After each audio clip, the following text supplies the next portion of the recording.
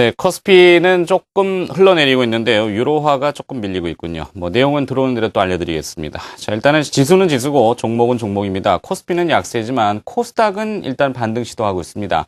오늘 코스닥 관련 기업들이 좀 있는 것 같은데요. 맞짱 토크 시즌3 종목 대 종목을 통해서 이야기 들어보죠. 네, 두 분의 전문가 함께합니다. JTR 인베스트먼트의 박소연 팀장, SPSS의 오지영 팀장 나와 있습니다. 안녕하십니까? 안녕하세요.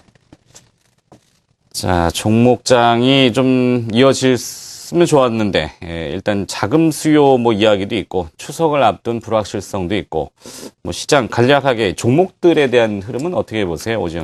박소연 팀장님. 네, 우선 최근에 연기금을 말고는 특별한 또 매수 주체가 좀 없었죠. 그리고 또 우리 시장에 이제 연휴를 또 앞두고 좀 관망 심리도 물론 있었을 거고요. 근데 지금 앵커님 말씀하신 대로 이런 기회에 저는 하반기에도 중소형주 실적주들을 위해서는 오히려 접근하는 자세로 전략을 좀 가져갔으면 합니다. 따라서 성장 모멘텀이 있고 실적 모멘텀이 있는 중소형주 접근 유효하다라고 보고 있습니다. 네. 자, 모멘텀이 살아있는 주식 종목들은 하반기를 고려해서 오히려 긍정적인 접근을 이야기해 주셨습니다. 오지영 팀장님은 어떻게 보세요? 같은 의견이신가요? 요즘 보면 전문가들 왜 조정시 매수 이런 얘기 많이 하지 않습니까? 나중에 지나보면은 시장도 오르고 주가도 오르면은 그 얘기가 맞는데 잘못하면은 계속 매수만 하다 끝날 수도 있거든요. 종목들은 어떻게 보세요? 지금 시장 관련주를 적극적으로 매매하기에는 사실상 어려운 상황이라고 생각이 됩니다. 제가 이 시간에 나와서 하락할 때마다 매수하자라고 말을 하는 것은 개인 투자자 여러분들을 위해서 할 수 있는 말이 아니라고 생각을 하는데요. 왜냐하면 개인 투자자분들은 저도 마찬가지지만 자금의 한계가 있기 때문에 하락할 때마다 한도 끝도 없이 매수할 수가 없기 때문이죠. 그래서 저는 지금 시장은 대형 시장 관련주에 적극적으로 매매하기는 좀 어려운 시장이지만 수급을 잘 분석을 해서 그리고 단기적으로 좀 반등이 나올 만한 종목들로 좀 매매를 해서 수익을 좀 낼 수 있을 만한 장이라고 생각이 됩니다. 최근 시장은 정말 매매하기는 어렵지만 잘 매매를 하면 또 수익이 날 수 있는 장이라고 생각을 하기 때문에 오늘 그렇게 될 수 있는 종목을 한 가지 골라왔습니다. 좋습니다. 자, 이 사람의 심리라는 것이 갈대와 같아서 눈으로 보고 있으니까 자꾸 흔들리게 되죠. 개별 종목장이라 그러는데 보유한 종목들이 안 오르면은 자꾸 오르는 주식으로 갈아타고 싶은 심리가 되지 않습니까? 갈아타고 나면은 또 자기가 가지고 있었던 그 기업이 또 움직이고. 자꾸 이 엇박자라고 하는데, 자, 오늘은 그런 우려를 좀 불식시키기 위해서 좀 보유하면은 괜찮을 만한 주식들. 한번 우리 예고를 통해서 나가긴 했습니다만 구체적으로 얘기 들어보죠. 오늘 박소연 팀장님의 종목은 어떤 종목입니까? 네, 오늘 조금 전에 이제 시장 전략에 대한 그 의견을 말씀드렸을 때도 같은 맥락인데요. 우선은 실적 성장세가 유효한 중소형주로 접근을 하시고 그리고 이제 하반기에 업종 대표주들 그리고 주도주가 될 수 있는 그러한 섹터 중에서 골랐습니다. 오늘 멜파스 소개해드리겠습니다. 멜파스. 자, 오지영 팀장님의 종목은 뭡니까? 저는 대한민국을 이끌 산업은 IT죠, 당연히. 그런데 IT만 있는 게 아닙니다. 엔터주들도 굉장히 잘 가고 있고요. 화장품들도 잘 가고 있는데 저는 차기에 또 올라갈 만한 산업을 찾아보는 게 중요하다고 생각을 하는데 그중에서 바이오 산업 관심 가지고 있고요. 앞서서 화장품 얘기 잠깐 드렸었는데 이 화장품 쪽하고도 연관이 있는 R&L 바이오를 소개하겠습니다. 네, 차세대 성장 산업, 네, 바이오에 또 접을 붙일 수 있는 종목, R&L 바이오. 자, 일단 화면으로 정리가 나가고 있죠. 오늘은 박소연 팀장의 멜파스 터치스크린 이야기가 있고요. IT죠. R&L 바이오는 IT도 있지만 거기에 바이오를 조금 더 접붙이겠다. 네, 새로운 내용이 또 있는 모양입니다. 흥미로운데요. 한번 들어볼까요? 자, 이 멜파스, 최근에 저도 그 전문가들 의견을 들어보니까 상당히 괜찮다 이런 얘기 많이 나오고 있어요. 어떤 면에서 괜찮은가? 네, 그렇습니다. 이제 시장에 이미 많이 알려져 있다시피 멜파스 하면은 터치 관련 스크린이라든가 칩 또 키 이런 쪽을 만들어내고 있는 IT 부품주이죠. 근데 먼저 개괄적으로 기업의 내용보다도 멜파스의 경쟁력을 말씀드리면은요, 이 분야에 있어서의 국내에서는 경쟁을 할 만한 기업이 일단은 없겠고요. 해외에 몇 군데가 있습니다만 이제 그동안 제가 이 시간에 소개해드리려는 이유는 멜파스가 확실한 실적 모멘텀을 갖게 되는 부분은 좀 더 강화가 됐고요. 그동안 성장을 좀 발목을 잡았었던 부분이 개선이 되고 있는 턴어라운드의 조짐이 있기 때문에 이렇다라고 한다면 3, 4분기에 그리고 또 당장에 갤럭시 노트 2 출시와 더불어서 모멘텀도 있기 때문에 수급과 더불어서 좀 주의 깊게 보십사 하는 말씀 드리겠고요. 우선 멜파스 하시면은 지금 이제 설명을 드리다시피 터치 관련 스크린과 칩 분야에 대한 부분의 기술력 함께 보시면 되겠습니다. 그 부분 이제 설명을 드릴까요? 네, 예. 터치와 스크린. 요즘 대세는 터치죠. 그렇죠. 네, 뭔가를 건드려서 움직여야 되고, 네, 뭐 다 이제 손으로 하는 거죠. 네, 말로 그렇습니다. 또 발전을 하긴 합니다만, 네. 일단은 터치까지는 와 있는 것 같습니다. 이 멜파스도 그 터치하고 스크린을 또 따로 나눕니까? 아니죠. 왜냐하면 이제 터치 스크린, 터치 키, 터치 칩이기 때문에 제가 아하. 앞에는 터치 공통 어를 넣었고요. 이제 쭉 네. 보실 건데 사실은 알겠습니다. 예. 좀 복잡합니다만 간단히 말씀드리면 그 분야의 경쟁력과 모멘텀, 개선 기대감 이렇게 세 가지로 압축해서 보시면 되겠고요. 화면을 좀 보시면 지금 이제 유념해서 보셔야 될 부분은 그 멜파스의 실적을 2분기, 3분기까지 이끌어낸 터치 칩 분야가 아래쪽에 있어서 이 분야에 대한 성장성을 보셔야 될 거고요. 그리고 그동안 발목이 됐었던 터치 스크린 모듈 분야에 대한 개선 기대감 이렇게 두 가지를 하반기에 좀 보시면 되겠는데요. 우선 이제 실적 리뷰를 해봐야 되겠죠. 2분기에 매출액과 영업이익이 모두 큰 폭으로 증가를 했습니다. 뭐 전년 동기 대비 그리고 전기 대비도 영업이익은 뭐 220%가 넘는 성장을 보였었습니다만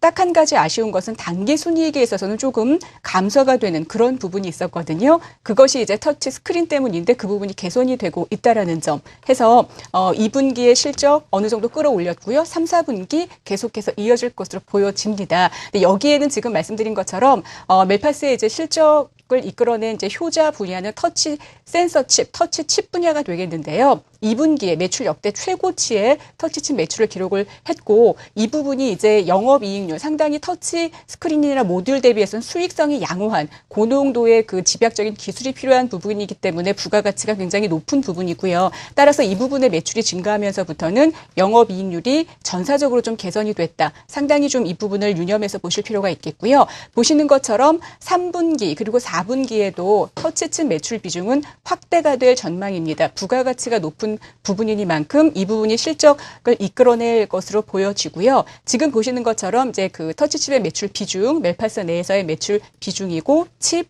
그리고 키 분야에서도 기술적인 면에서 독보적으로 가지고 있다라는 부분. 예. 그리고 이제 말씀드린 부분 중에 터치 스크린 정전 용량 방식을 채택을 하고 있는데요. 이 부분이 이제 좀 문제가 됐었던 부분이죠. 그런데 지금 가지고 있는 이 멜파스의 터치 스크린이 애플 아이폰, 삼성전자 뭐 갤럭시 시리즈, LG전자의 옵티머스 시리즈에 적용이 되고 있는 부분인데요. 이제 삼성전자의 공급을 시작을 했죠. 그래서 이 부분이 조금 문제가 됐었던 부분이 3분기 이후부터 4분기부터는 실적으로 잡히게 될 것이고요. 당장에 이제 갤럭시 노트 2에서도 모멘텀을 기대할 수 있다라는 점, 좋아질 수 있는 점들이 상당히 많은 기업입니다. 네. 자, 이 터치도 두 가지 부류가 있는데 사람의 손의 압력에 의해서 하는 영어가 생각이 저도 저항막방. 감압식. 감압식인가? 네. 네, 뭐 하여튼 이따 치고. 네네. 네, 그다음에 정전 용량은 예. 이제 정전기. 네, 사람의 그렇죠. 미세한 전기를 통해서 네. 터치를 하면서 작동하는. 예. 근데 모듈이 있고 칩이 있고 키가 있고 분야는 좀 많군요. 네. 최근에 그 삼성전자가 신제품을 내놓는데 이 벌떼 전략을 쓴다 그래요.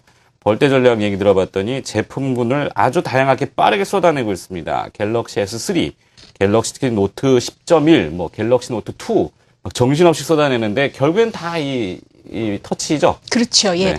그래서 멜파스는 관련성이 좀 깊다. 네. 이 얘기는 조금 이따 들어보고요. 네. 오지영 팀장도 하실 말씀이 많으니까 네. 항상 이제 우리 박수현 팀장이 먼저 여쭤보고 오지영 팀장 뒤에 여쭤보니까 네. 조금 속상하신 모양인데 오늘은 좀 시간을 많이 드릴게요. 네. 네. 오지영 팀장의 이 RNL 바이오 어떻습니까?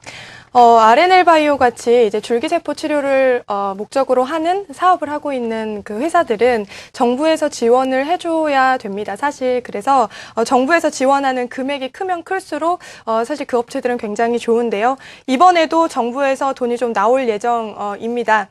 4개 부처가 900억 원 넘게 투입할 예정인데 이 부분을 높게 평가를 하면 좋을 것 같습니다. 그 이유는 앞서도 말씀드렸지만 대한민국을 이끌 산업이 삼성전자를 필두로 한 IT이기는 하지만 IT만 가지고는 안 되겠죠. 항상 차세대 산업을 육성을 해야 되는데 정부에서 이 관심을 보이고 있는 산업이 뭐냐. 제가 관심을 갖기 이전에 이미 정부가 관심을 갖고 있다. 이 부분 말씀을 드리고요. 그리고 지금 이제 줄기세포 치료를 받으려면 국내에서 이제 자기 세포를 이렇게 꺼내서 가지고 해외로 나가서 줄기세포 치료를 받아야 됩니다. 그런데 최근 18대 국회에서도 논의된 적이 있지만 회기가 얼마 남지 않은 상황에서 발의로 통과되지 못했던 것이 19대 국회에서는 일찍이 발의가 되었다고 하는데요.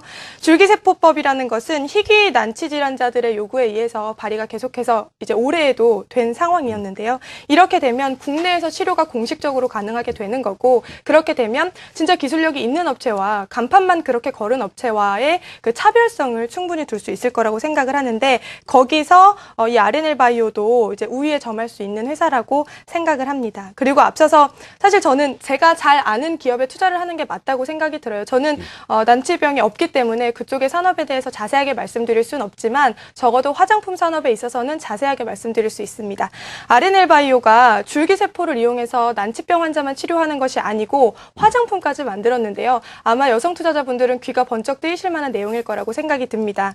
닥터 주루크라는 그 화장품이 있고 롯데백화점, 본점, 강남점, 부산에 계신 분들은 센텀시티점 등에 가면 만나보실 수 있는데요. 잠시 화면을 보여주시면 그냥 화장품을 가서 사는 제품도 물론 있습니다만 이 RNL 바이오의 특이점은 여기 보시면 이제 이걸 사려면 의사가 진찰해서 상담해서 주문하고 지방을 채취하고요. 여기서부터 이제 연구소에 입고를 하고 분리 배양해서 이렇게 해서 과정이 진행이 된 다음 이렇게 가져가는 거죠. 그래서 이 과정이 한 6주 정도 걸린다고 하는데요. 네. 가격이 기백만 원에 달합니다. 500만 원이 넘는 것으로 알고 있는데, 사실 화장품 산업이란 것들이 영업이익률이 굉장히 높아요. 고부가 가치 산업인데 이건 훨씬 더 높을 거라는 걸 아실 수가 있겠고요.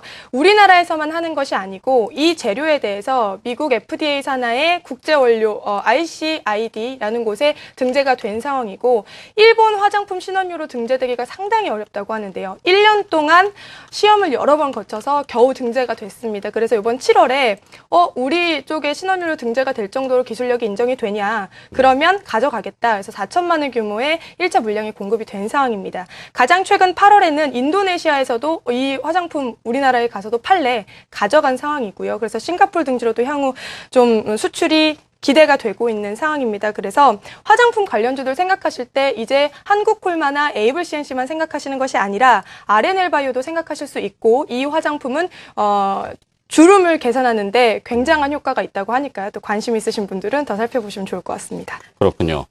자, 이 투자의 아이디어를 얻는 것은 가장 그 체감적으로, 실제적으로 이해하기가 쉬우면은 그 선택의 폭이 그만큼 좁아지는 거죠.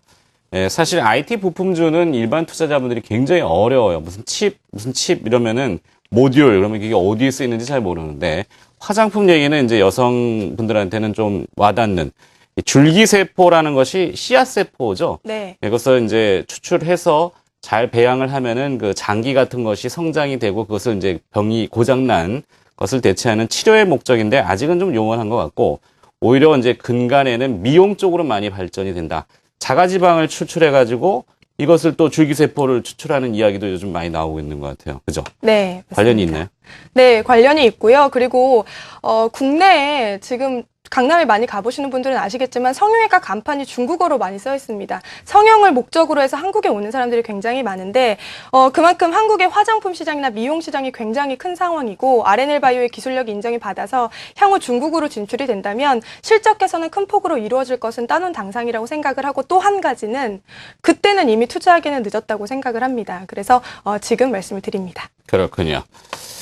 자, 이 미용에 관심이 많고, 또 이 중국도 그렇고 우리나라도 그렇고, 우리나라는 뭐 한가위 연휴가 있고 중국은 중추절 연휴가 있는데 많이들 들어오신다고 하니까 미용과 관련된 이야기 또 와닿는군요. RNL 바이오를 또 구체적으로 들어봤는데, 멜파스도 이제 좀 정리를 조금 해보는 의미가 필요할 것 같아요. 멜파스는 그럼 어떻게 포인트를 잡고 매매 전략을 잡아보는 게 좋죠?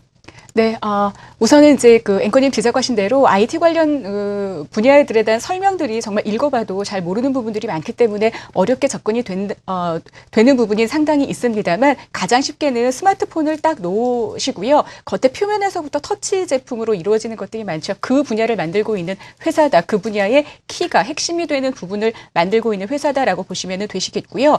이제 투자하실 수 있는, 접근하실 수 있는 방법은 제가 차트를 통해서 좀 정리를 해드리려고 합니다. 언뜻 보면 이제 8월에서 9월 넘어오면서 단기적으로 좀 상승한 부분이 있지 않느냐 하실 수도 있겠습니다만 차트를 좀 길게 놓고 보면은요. 그동안 이제 조금 저항이 됐었던 넘기 어려운 산이 됐었던 부분을 이제 막 넘어섰습니다. 그래서 차라리 올라오고 있는 이 저항 부분이라면 조금 고민해 볼 수도 있었겠습니다만 지금의 기관의 또 오늘 또 외국인의 잠정적인 매수세를 본다면 하반기의 성장성을 본다면 차라리 지금부터 쉬어가는 국면에서 다시 한번 2차 성장을 보고 접근하는 편이 보다 더 합리적인 그런 투자가 될 수 있겠다 보여지고요. 지금 들어가셔도 저는 뭐 무방하리라고 보겠습니다만 모아가시는 전략으로 가시고 이런 성장성이 하반기에도 유지가 된다면 27,000원, 28,000원까지도 무난히 성장할 수 있을 거라고 보여집니다. 손절가는 21,000원 구간까지 21선과 61선이 밀집되어 있는 구간이죠. 구간적으로 보시면 이 부분까지 보고 접근을 하시되 단기적인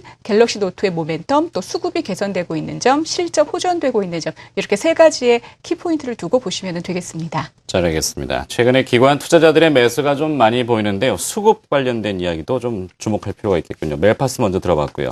RNL 바이오도 정리 좀 해볼까요? 네, 수급에 있어서 저는 좀 다른 관점으로 말씀을 드리겠습니다. 잠시 화면을 보여주시면 저희가 지금 이제 수급적으로 분석하는 프로그램이 있는데 거기서 굉장히 높은 점수를 받았는데요. 그 이유는 급등을 한 이후에 급등한 가격권대를 크게 깨지 않은 상황에서 횡보를 하고 있는 상황이고요. 오늘 이 박스권 상단을 돌파를 했습니다. 그리고 어제 시장이 좀 좋지 않았지만 장중 저점마저도 5일 평선을 지킨 상황이고 수급적인 부분 말씀드린다고 했는데 계속해서 기관이 사면 아시다시피 기관의 물량 폭탄이 나올 가능성이 높습니다. 그래서 가장 최근에 기관의 매수세가 집중되어 있는지 그리고 나서 차트를 봤는데 아직까지 부담이 없는지 내용을 봤는데 올라갈 만한지를 살펴보는 게 좋을 것 같고요. 이 모든 점을 좀 만족했다고 생각을 합니다.